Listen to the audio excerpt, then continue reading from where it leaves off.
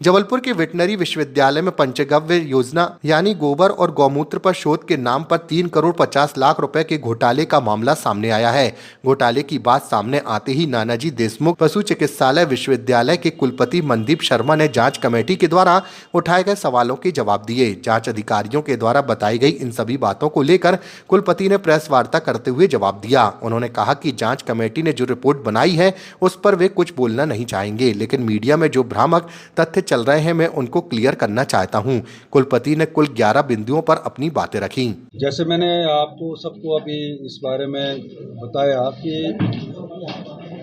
ये जो हमारा पंचगव्य वाला प्रोजेक्ट था ये 2012 से 2018 के बीच में चला और सारे मैंडेट्स के साथ, ऑब्जेक्टिव के साथ, और इसके जो फाइनल डीपीआर और फाइनल जो रिपोर्ट फाइल्स में हमने सारे देखे हैं उसके अनुसार इस प्रोजेक्ट का जो एग्जीक्यूशन था वो ऑडिटेड रिपोर्ट्स के साथ में टेक्निकल रिपोर्ट्स और फाइनेंशियल रिपोर्ट्स कंसर्न क्वार्टर को दी गई हैं और उसके बाद में इसमें ऐसा कोई ऑब्जेक्शन नहीं है।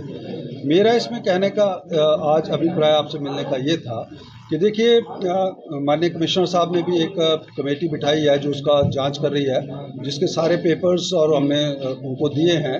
उनकी रिपोर्ट जो भी आती है उस पर क्या एक्शन होता है वो हम उस हिसाब से आगे बढ़ेंगे। लेकिन कुछ ऐसी भ्रांतियां जो अखबारों में और प्रिंट मीडिया से आ रही थी, तो मैंने सोचा कि इसके बारे में आपसे मैं बात करूं क्योंकि वो सत्य नहीं था। जैसे उसमें एक गाड़ी खरीदी गई है तो मैंने आपको जैसे कहा कि गाड़ी का एक पर्पस था और वो गाड़ी बिल्कुल उस डीपीआर के अनुसार खरीदी गई और पूरे के पूरे उसमें जो हमारे गवर्नमेंट रूल्स हैं परचेज के वो सारे के सारे पूरे किए और उसका पर्पस जो था वो पूरा किया गया और अभी भी उस गाड़ी का यूज़ हुआ। इसी तरह से जो उसमें इक्विपमेंट्स खरीदे गए वो इक्विपमेंट्स भी हम उसके बाद उसको कार्य कर रहे हैं।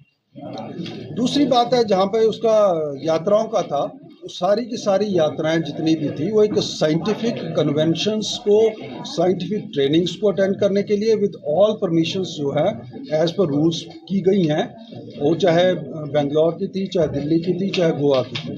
तीसरा जो इसमें एक बात आ रही थी कि इस प्रोजेक्ट में कैंसर से रिलेटेड, ट्यूबरक्लोसिस से रिलेटेड, लकवा से रिलेटेड या मिर्गी से रिलेटेड भी कुछ प्रोडक्ट्स बनने थे, तो ऐसा इस डीपीआर में और इस ऑब्जेक्टिव में ऐसा कुछ नहीं था। जैसे मैंने आपको क्लियरली कहा कि इसमें गाय का गोबर और मूत्र इससे कुछ प्रोडक्ट्स बनाने का वो था और किसानों को और पशुपालकों को ट्रेनिंग दी जानी थी, जो अभी भी कार्य हम इसको कर रहे हैं, आगे बढ़ा रहे हैं। हालांकि ये प्रोजेक्ट्स बंद हो चुका है। ये सच्चाइयाँ, ये 2-3 जो भ्रांतियाँ जो असत्य थे ये मैं आपके सामने क्लियर करना चाह रहा था कि जो सत्य है इस प्रोजेक्ट का वो ये है। सर, ये जो योजना थी ये कब शुरू हुई थी और कब बन गई? ये जैसे मैंने कहा ना कि RKY में थी, ये 2012 से चल रही।